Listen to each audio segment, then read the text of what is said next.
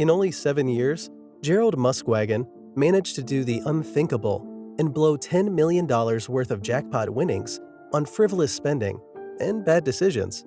In that short period, he moved from a regular guy to a multi-millionaire and ultimately to his early grave, making his story one of the saddest lottery win stories known to date. But what were the exact events that led to Gerald's unfortunate end? What did he do wrong?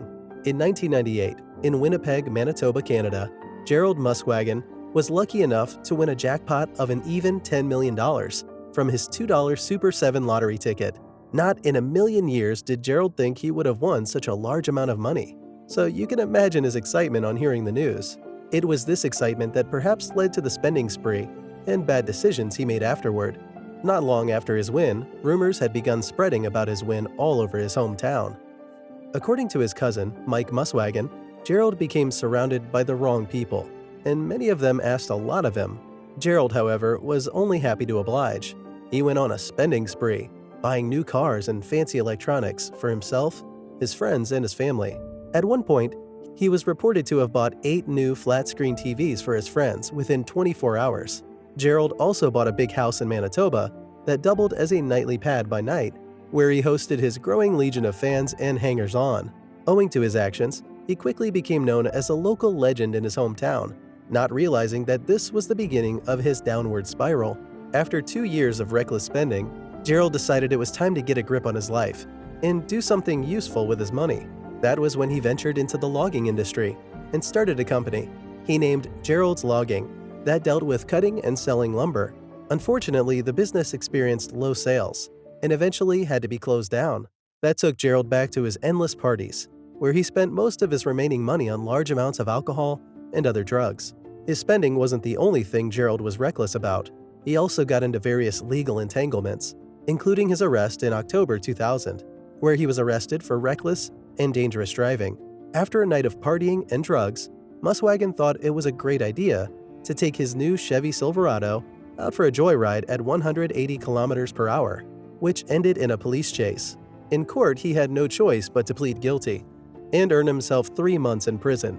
That was not anything to Gerald because even before his lottery win, he already had a lengthy police record, beginning in 1981. In the past, he had been charged with misdemeanors like robbery, drunk driving, and assault. But even after his 3 months in prison, it would seem that Gerald had not yet learned his lesson. In November 2002, Muswagon was again accused of sexual assault. This was a few weeks after the death of his wife, Virginia, when he hired a 19-year-old girl to help with cleaning around his house. He was reported to have fondled with the girl on several occasions without her consent and was later found guilty of the crime in 2005 after pleading guilty. By this time, Muswagon had used up all of his money, and so the court allowed him to serve his 3-month sentence intermittently on the weekends. This allowed him to work at his friend's farm doing heavy lifting duties for a minimum wage during the week.